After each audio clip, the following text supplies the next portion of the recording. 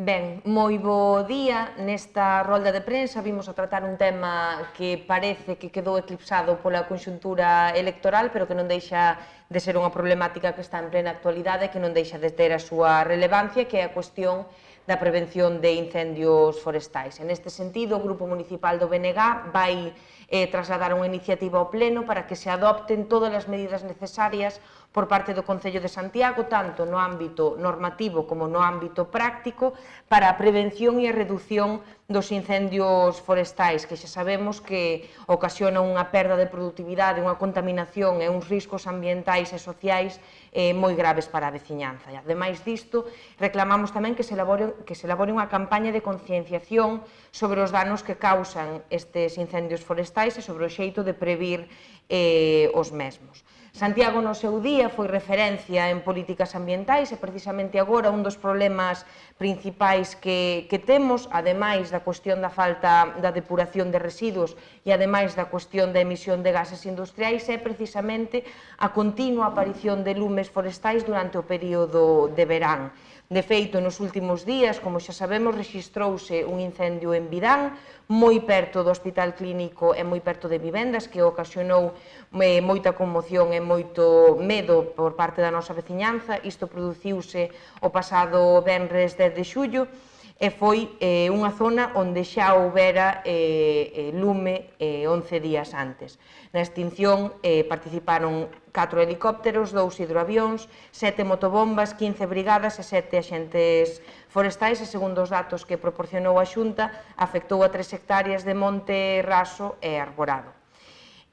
No BNG, ademais disto, recibimos queixas de que hai superficies municipais en rozar, polo que reclamamos tamén que se adopten as medidas necesarias e, ademais, facemos un chamado á responsabilidade da veciñanza que ten propiedades privadas para a prevención precisamente dos incendios. Por poñer un exemplo neste sentido, en Santiago hai puntos como das inmediacións da gasolineira de Roxos, que, aínda que son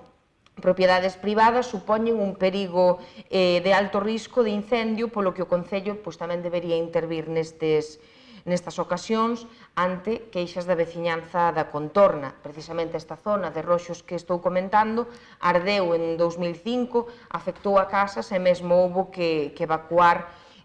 casas pola proximidade á gasolineira. E agora mesmo vemos que unha vez máis a maleza volve presentar alto risco de lume, o que ocasiona unha preocupación, como é lóxico, na veciñanza, e así non lo fixeron chegar ao BNG. Neste sentido, tamén lembramos que xa en 2017, en decembro, o Pleno de Santiago aprobou unha iniciativa do BNG para impulsar unha moratoria na plantación de eucaliptos para frear a súa expansión, así como a necesidade de eliminalos ao redor dos núcleos de poboación, na rede viaria e nas canles fluviais, ademais de propor tamén un plan de axudas para plantar frondosas, caducifolias e froiteiras. En abril de 2019, en Santiago aínda non estaba redactado o Plan Municipal de Prevención de Incendios e mesmo se recibiu unha queixa e unha comunicación da Fiscalía para reclamar este documento, cousa que non pode ser. Ano tras ano temos esta mesma problemática e non pode ser que non teñamos en conta a prevención de incendios forestais. Por estes motivos, e xa remato, preguntaremos se o Goberno local ten xa redactado este Plan Municipal de Prevención de Incendios e tamén faremos fincapé na necesidade de que este plan sexa público e, ademais, reclamamos do mesmo xeito unha campaña de sensibilización para que a xente tome conciencia, actúe e se implique nas medidas necesarias para a prevención de incendios forestais. Deixo-vos con Goretti San Martín. Ben, pois moi bo día. A verdade é que, sendo a primeira vez que comparecemos as dúas concelleiras do Bloque Nacionalista Galego despois das eleccións pasadas, do 12 de xullo, queríamos aproveitar esta ocasión tamén para mostrar o noso agradecemento ás 14.158 persoas que en Santiago de Compostela decidiron confiar no BNG, unha porcentaxe que representa case o 30% realmente da poboación, que é a porcentaxe máis alta de apoio nas cidades ao Bloque Nacionalista Galego e que, ademais, está case 5 puntos por riba do que é a media do conxunto, a media nacional, o que nos enche de orgullo, mas tamén, como non podía ser de outra maneira, de responsabilidade para afrontar o reto de ilusionar a toda esa xente que apostou polo Bloque Nacionalista Galego e tamén ilusionala non só a nivel nacional, non só a nivel da política que o BNG vai desenvolver a nivel galego, senón tamén co proxecto de implicación local. É por iso que abrimos un período a partir de agora de contacto, coñecemento, implicación, de portas abertas, digamos, de que é a Oficina Municipal do Bloque Nacionalista Galego para que aquelas persoas que queiran colaborar coas nosas alternativas, facer propostas, implicarse na política municipal, que o fagan desde xa, porque desde o Bloque Nacionalista Galego entendemos sempre que a política non é só, única e exclusivamente, votar cada 4 anos, senón que o conxunto da poboación ten que participar de maneira directa en deseñar propostas alternativas, en facer chegar todas aquelas cuestións para facer unha realidade tamén, unha mudanza, un cambio exactamente igual que a nivel galego, tamén a nivel local. Quixera tamén, aparte deste agradecemento, dar conta de que o Bloque Nacionalista Galego é a única forza que gaña votos nestas eleccións, gañando máis de 9.000 votos, prácticamente triplicando o número de votos que tivemos nas anteriores galegas de 2016, e ademais que tivemos resultados absolutamente espectaculares, extraordinarios en moitas das mesas, en moitos dos barrios do noso concello, en barrios como Almáciga, como San Pedro, como Concheiros, como as Fontiñas, como as Cancelas. Realmente o resultado foi magnífico, habendo distintas mesas onde o Bloque foi primeira forza política. Noutras, quedou moi a par, moi próximo a ser primeira forza política, mas na inmensa maioría foi segunda forza política, con moita clareza, con moita rotundidade, con resultados moi destacados no Castiñeiriño, na Pontepedriña, en Belamios, en Santa Marta. A verdade é que nun apoio que vemos que está en todo o ámbito territorial do Concello, con un incremento que, xa digo, por unha parte enchenos de orgullo, enchenos de satisfacción, danos moitos azos para traballar moito máis e moito mellor polo Concello de Santiago, e por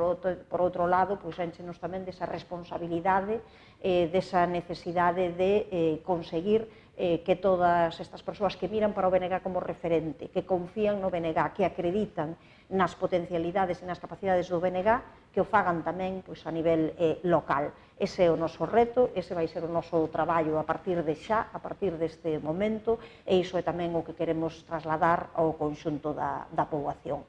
Moitísimo agradecemento, moita responsabilidade, moitísima ilusión por un futuro dos próximos anos onde sabemos que vai haber unha situación económica complicada, mas onde o BNG estará á altura das circunstancias, facendo propostas, facendo alternativas e, desde a nosa perspectiva, o que nos corresponde a nivel local, intentando que o grupo de goberno que está en minoría atenda moito máis as propostas que o Bloque Nacionalista Galego lle vai ir poñendo en riba da mesa, como veu poñendo durante todo este tempo. Mas insistiremos e teimaremos moitísimo máis en que non actúe. Eu creo que esta mensaxe creo que tamén era bo que a recollese o grupo de goberno nestes momentos, que non continúe a actuar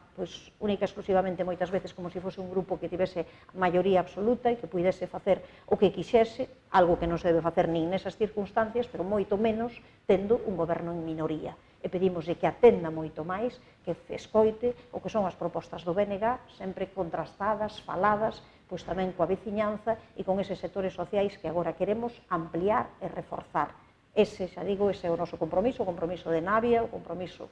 meu particular como portavoz municipal, o compromiso de toda a dirección local do Bloque Nacionalista Galego.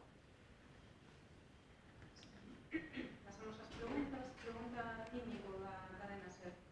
O feito de que o BNG pase a liderar agora a elección engade presión e responsabilidade para actuar? Creo que xa respondín na miña intervención a esa pregunta. É certo que engade moitísima responsabilidade a maiores, unha responsabilidade da que xa éramos conscientes previamente, porque o certo é que esta tendencia alta do Bloque Nacionalista Galego xa se ven, xa vimos mirando nos últimos tempos, xa estamos vendo como hai moitísimas persoas que se achegan a nós, sectores, as mensaxes de felicitación e de xente que se alegra por estes resultados do BNG están tamén a nivel local por todos os lugares, en todos os sectores, en todas as profesións. A verdade é que nós temos esa responsabilidade, imos estar á altura desa responsabilidade, non só, xa digo, como grupo municipal, senón como dirección local do BNG. E imos facer que esa responsabilidade que se traduza nesa moita maior confianza por parte da poboación de Santiago de Compostela nas propostas e na alternativa que representa o Bloque Nacionalista Galego, que a nivel local aquí foi un referente cando tivo responsabilidades de goberno e que está sendo un referente non só a nivel galego, senón mesmo internacional, noutros lugares onde goberna, algo que sempre nomeamos, como acontece no caso da cidade de Pontevedra, para que tamén sempre miramos como modelo e como espello para desenvolver políticas de transformación social.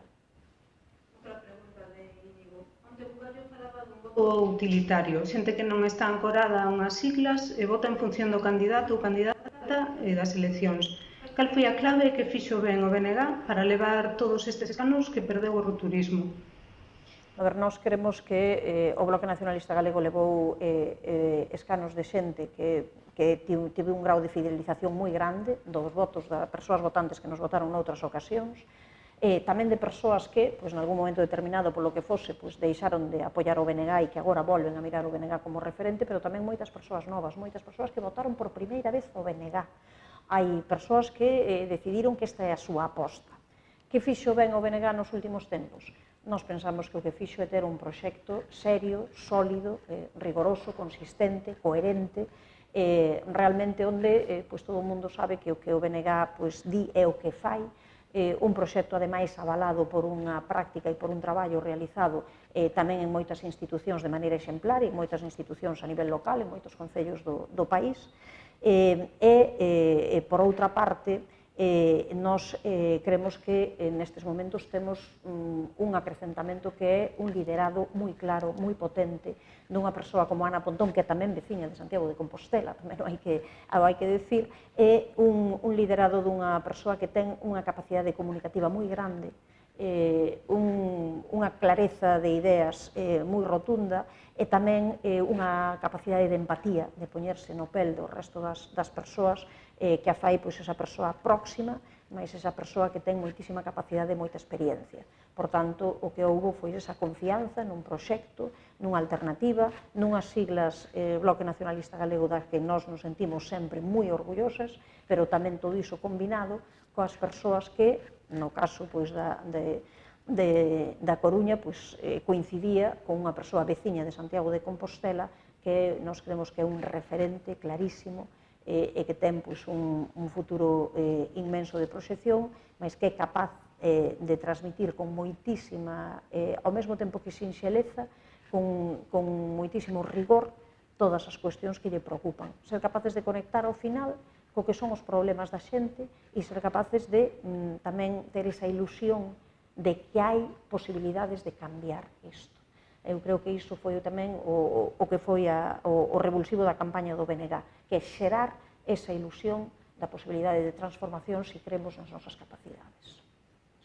En clave local, tamén outra pregunta a ser. Os seguintes retos son as municipais. Isto dá un impulso, quedan moi lonxe, pero tendo en conta a dinámica do BNG, o objetivo é traballar para seguir crecendo. Vai ser un impulso para o labor do Concello ter o Bloque como líder da oposición no Parlamento? Evidentemente, para nós, como xa dixen, isto é un impulso, isto anímanos, danos azos, danos máis ganas aínda de traballar de maneira máis intensa a nivel local, e logo, claro, está claro, situármonos con 19 deputadas e deputados co mellor rexistro histórico do Bloque Nacionalista Galego, fai que vayamos ter moitísima máis capacidade para poder levar alí as nosas iniciativas que nos últimos anos xa foron unha constante, demandas que o Bloque Nacionalista Galego levou ao Parlamento e que continúan sen estar nestes momentos feitas, non son realidade esa ampliación do Conservatorio Profesional de Música ou da construción da nova Escola Oficial de Idiomas, o tema da necesidade de que no barrio das Fontiñas e noutros barrios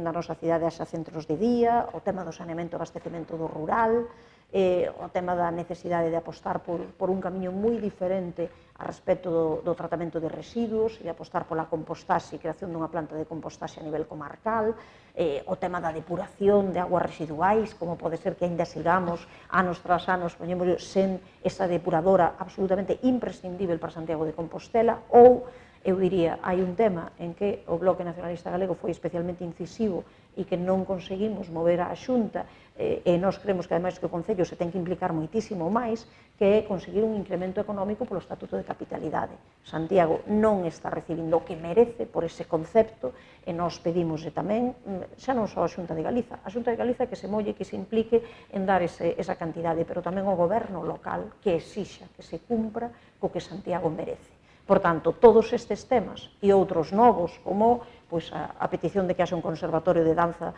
profesional de danza en Santiago, outros temas que seguramente que van a aparecer e que van a estar en riba da mesa, ímolos levar ao Parlamento galego, van a estar en primeira liña e imos, desde logo,